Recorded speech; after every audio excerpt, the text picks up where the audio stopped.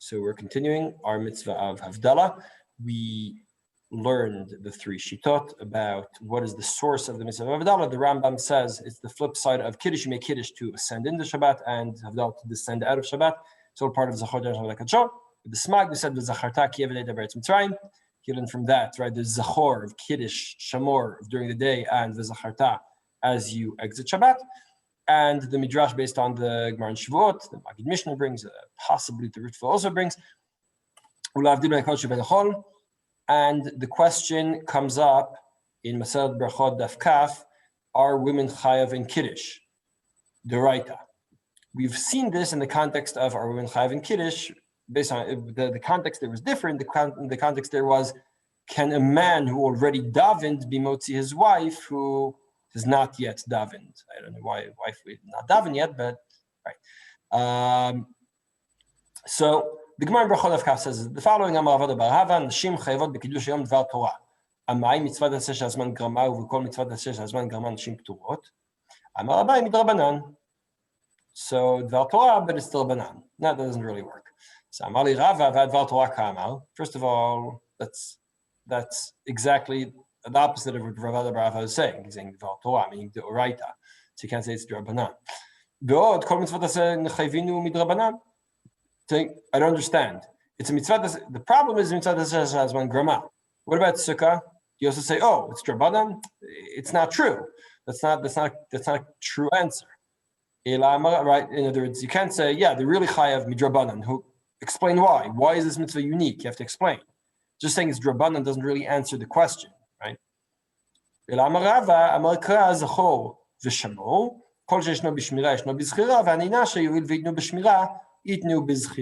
So, if you say that the mitzvah of Kiddush, so women have to keep shamor, meaning the lavim of Shabbos, Mimele they also have to keep the aseh of Shabbos, right? If they keep the shamor, they have to keep the zachor as well. So that's why the women are mechuyav in Kiddush. Mimele, if the women are mechuyav in Kiddush, according to the Rambam, the women are mechuyav in Havdalah d'oraita as well. Right?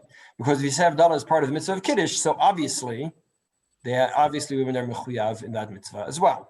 Now, let's move on. So that's according to the Rambam. According to the Smag, right, so according to the Rambam, who says the flip side of Kiddush, women are chayav in Kiddush d'oraita, is obviously chayav in Havdalah d'oraita as well. That's part of Kiddush, according to the Rambam. The Smag, who says Zachor, v'shamor, v'zacharta, it's a good question, right? On the one hand, it's not learned directly from Zachor. Tzad Sheni. On the other hand, it seems to be part of the same system. And I think that depends on how you understand Kol she'yeshno b'shmira, yeshno b'zchira, which I'm going to have to go on a tangent here to say a totally different word. Keep this word for in 3 weeks. In 3 weeks, maybe there will be shul. And if there will be shul, maybe you'll want to say Dvar Torah in shul. So here's a good Dvar Torah for shul in 3 weeks. The Medrash tells us, it says, in the parsha we'll be reading in 3 weeks' time. And it says, Shamot Yom Shabbat Kashot Tzivacha Hashem Elokecha in Parashat Ve'etchanan. The Medrash tells us, wait, make up your mind. Shamor or Zachor? And the answer is, Shamor v'Zachor b'dibur chad ne'emru, ma she'en ha'peh yachol ledaber ve'en ozen yachola lishmo. Medrash says, Shamor v'Zachor were said simultaneously, which is something that a mouth can't speak and the ears can't hear. And I want to ask a simple question. So we're very impressed with this amazing miracle that Hashem managed to create 2 sounds simultaneously, right? Is it such a miracle? I mean, this week's parsha seems like slightly more impressive miracles, right? Just this week's parsha, and also next week's parsha, and the parsha after that, right? They're all very impressive miracles. The miracle of creating 2 sounds simultaneously is not that impressive.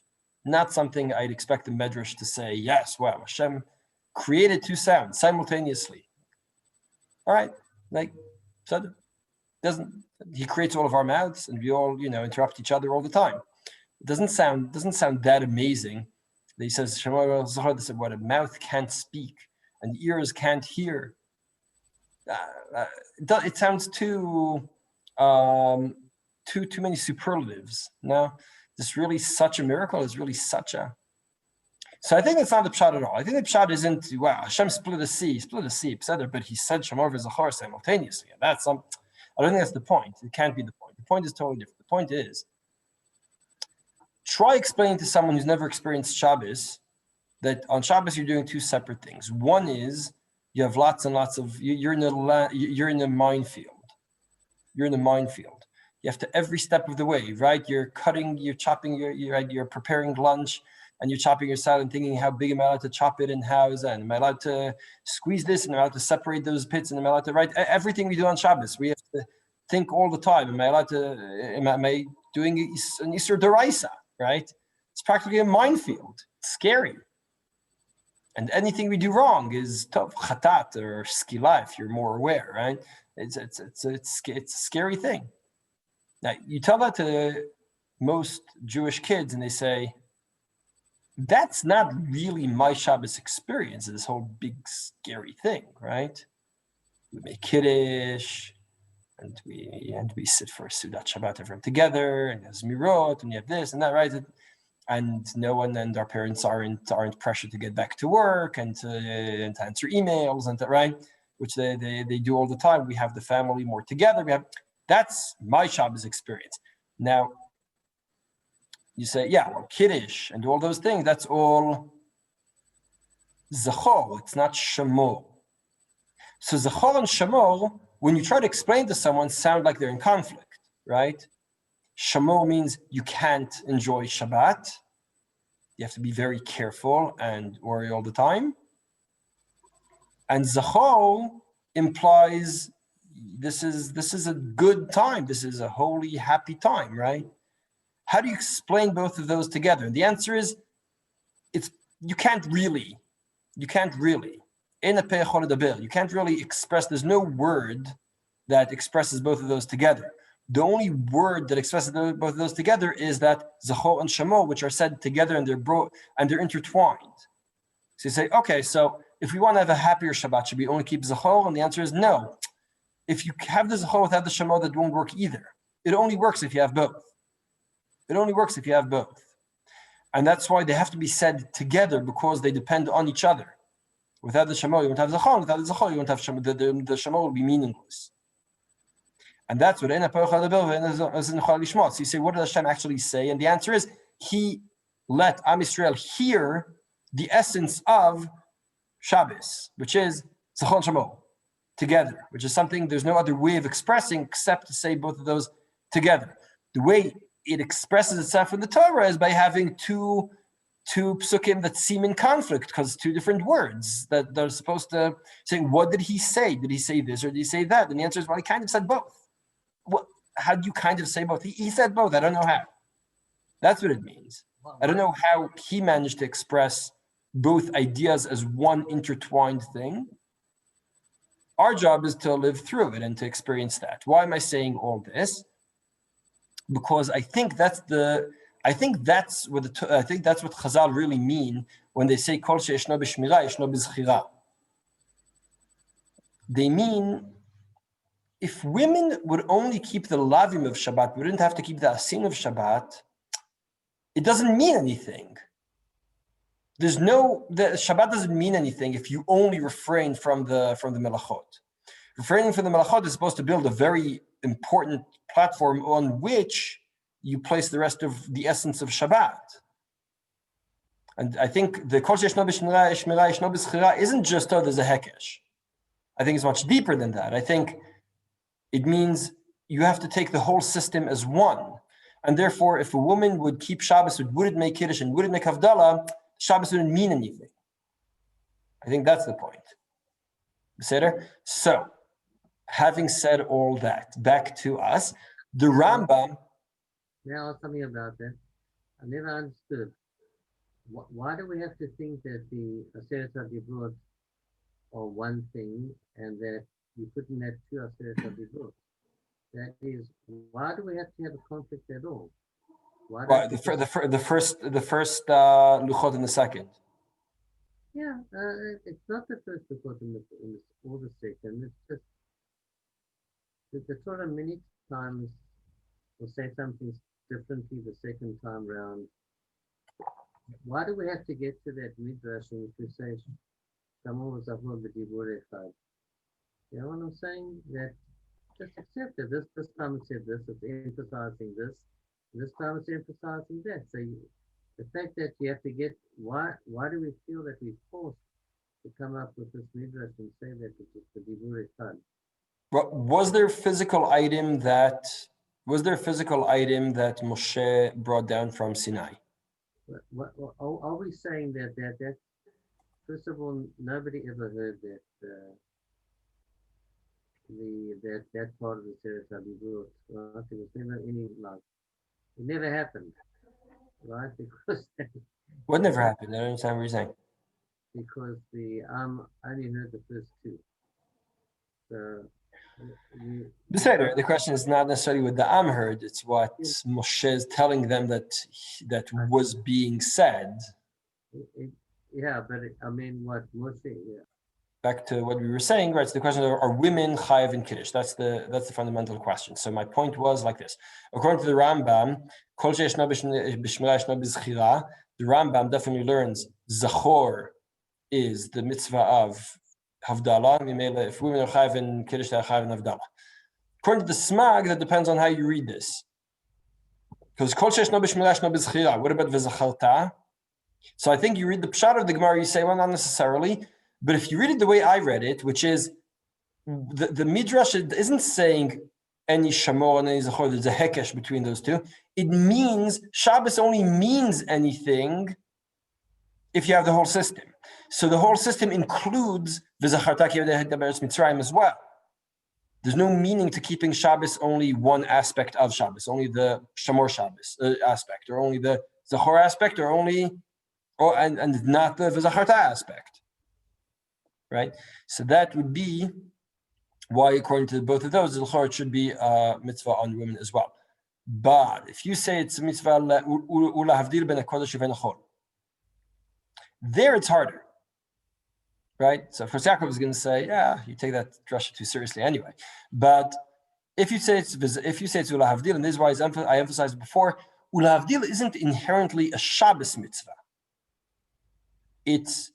Here's an opportunity because I can point out a specific point in time in which the passage from Kedusha to non-Kedusha is very clear and obvious. And that's why that's a good moment to do kiyum of this mitzvah d'oraisa. But it has nothing to do with women inherently. And the key word in that last sentence was moment. It's a moment in time. Moments in time is something that women are not obligated in unless there's a specific reason. Right? For example, the hekesh of Shamor v'Zachor, or the completeness of the Shabbos system. So according to that, women might not be chayav. So let's see what the Rishonim say. Says the Meiri. Hanashim chayavot b'kiddush hayom min haTorah, af al pi shemitzvah taseh shazman grama. V'tam hadavar d'chtiv Zachor v'Shamor kol sheshna b'shmira shna b'zchira, v'nashim hoil v'chayavot b'shmira chayavot b'zchira. Havdala afi bichlal kiddush וגדולה מחברים, the Rambam, מנעוה מצוות עשה עם הקידוש, ובכלל זכירה.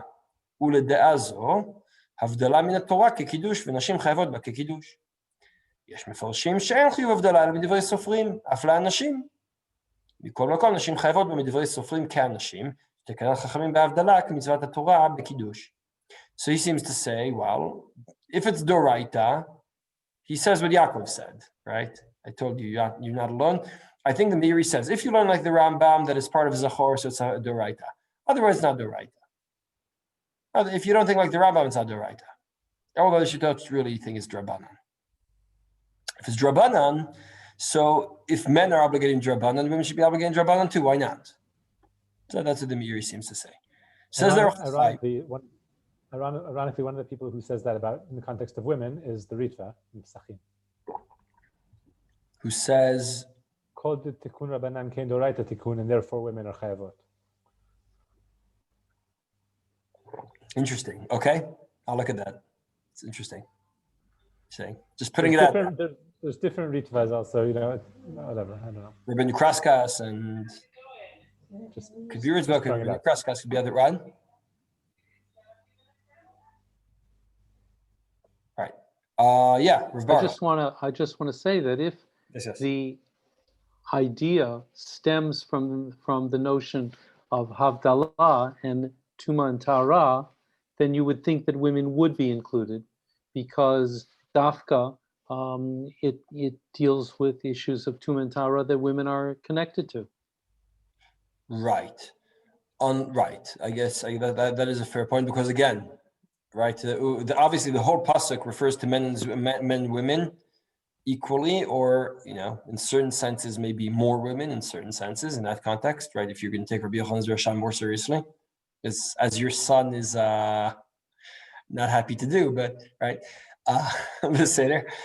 But that's the reason I emphasized before. What we're doing is we're taking a specific point in time where the time really does take us from one end to the other, from the Kedusha to Chol, right?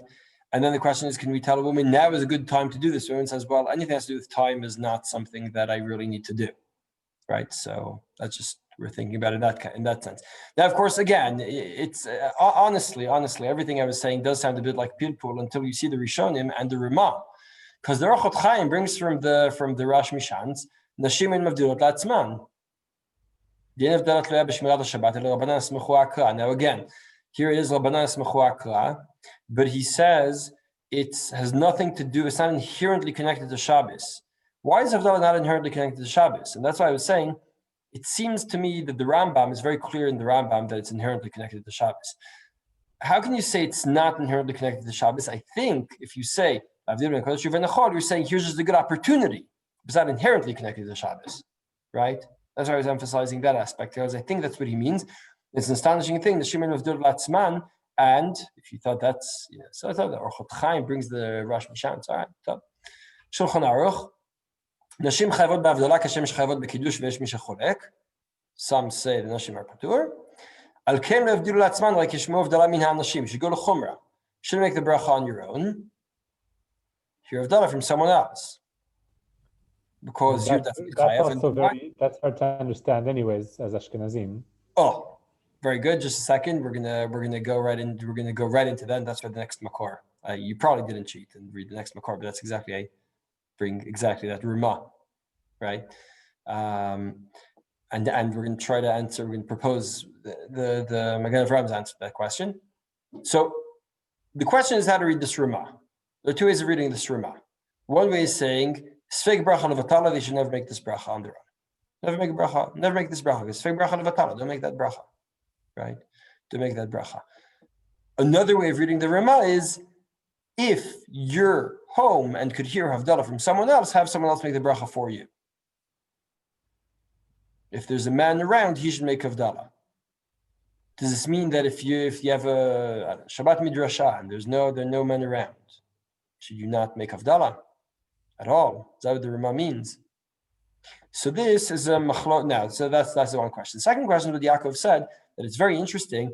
Shulchan Aruch follows the Rambam's psak. The Rambam says that women should not make brachot on mitzvot aseh shazman grama, because they're not mechuyev in the bracha. So when they say the machloked what the Rambam means, I'll read it in one way. When a woman says, according to the Rishonim, already argue what does the Rambam mean.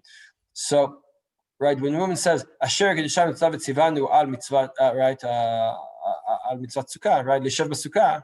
We say, hold on. Asher Kedushan Tzivanu, who was mitzvah you? No one told you have to do this. How can you say Asher Kedushan Tzivanu? Right? You're lying. It's not true. Right? So Rabbeinu Tam answers that and says, they was mitzvah Am Yisrael, and as part of Am Yisrael, not me personally. I'm saying it's part of the broader mitzvah. So it's not a law. It says between the Rambam and Rabbeinu Tam. So the Rambam says, don't make the bracha, and the Rabbeinu Tam says you should.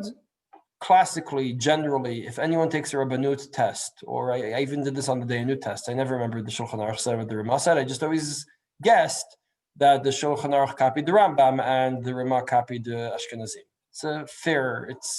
It works 90%. I think it's pretty works out quite well. I passed the test, so I guess that worked, right?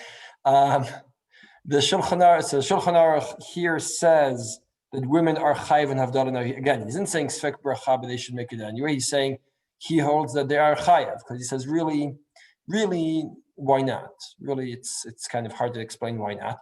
The Rama says they shouldn't make the bracha. Wait, but the Rama is a lot more lenient when it comes to mitzvah shasman grama. In the worst case, the mitzvah shasman grama. Why can't you make the bracha?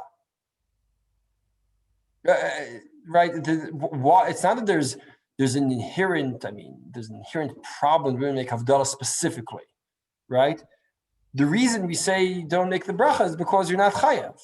Tov, just like any other mitzvah that says my grandma. But so everyone should agree that women should be able to make the bracha. The Shulchan Aruch Kazi thing would say that because he holds that they're chayav in Havdala again. Shulchan Aruch here following the Rambam again, right? That women are chayav in Kiddush and chayav in Havdala, the Raita, so there's no problem. And the Rama says, well, women aren't chayav, but they can make the bracha anyway. So really, there shouldn't be an argument women could make this bracha. I think because Havdala is not a bracha on a mitzvah, it itself is the mitzvah. Oh, Shraga is Could be waiting. the difference. Very good. Shraga is waiting for you to say that. I said it's good Shraga came today because he's going to say the Svara here. I don't know if it's the right Svara, but it's definitely a Svara that the Magen Avraham says.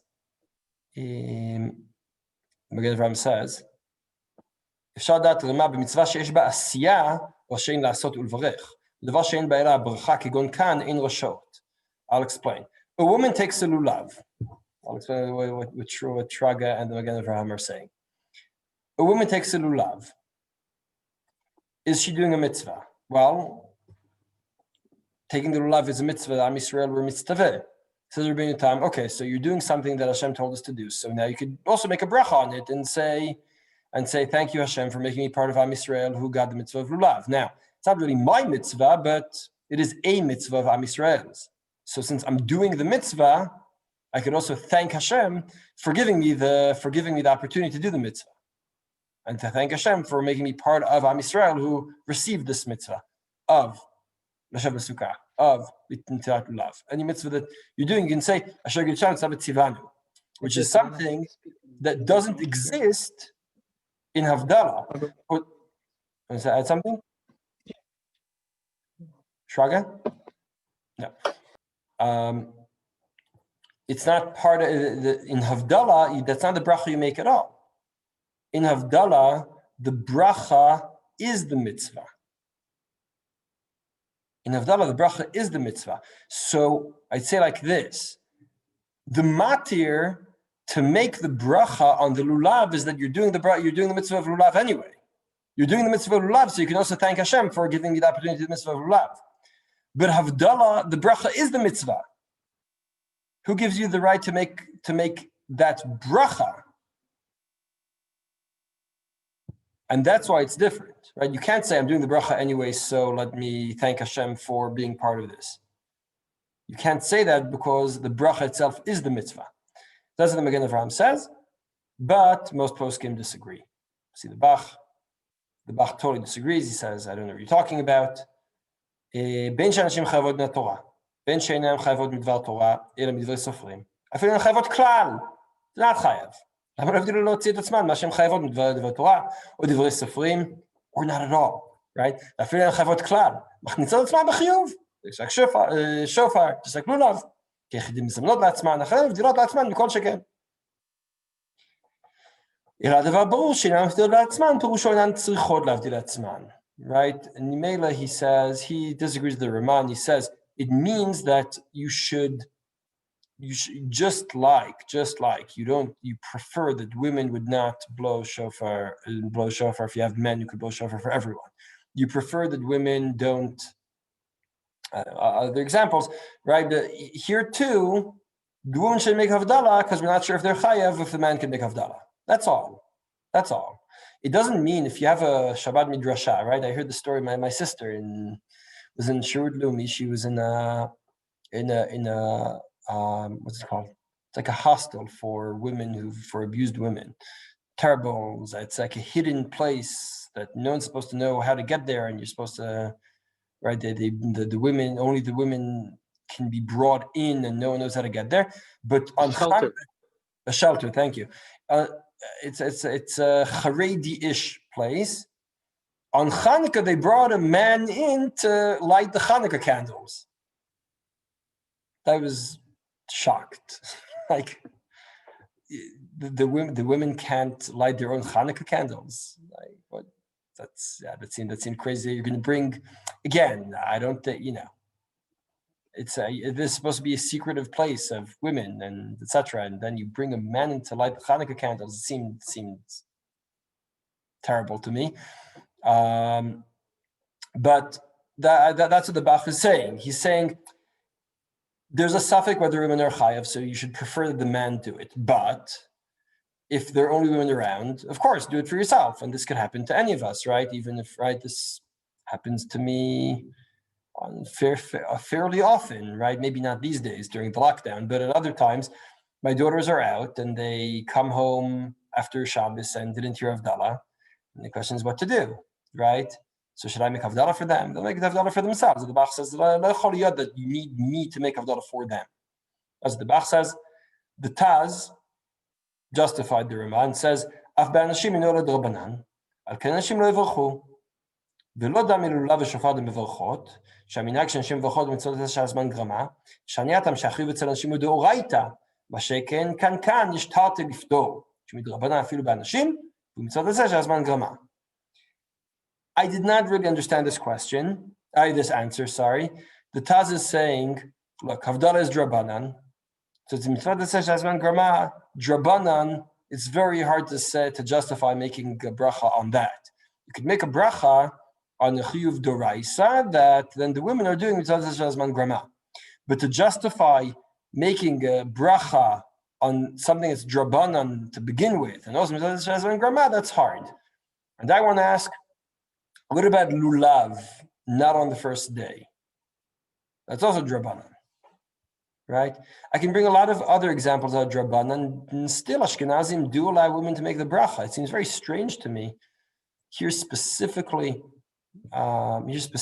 to say, no, this is drabanan. I don't understand this answer, honestly. If anything, the Magen Avraham, I think, is the Shraga also quoted, the Shraga also thought up.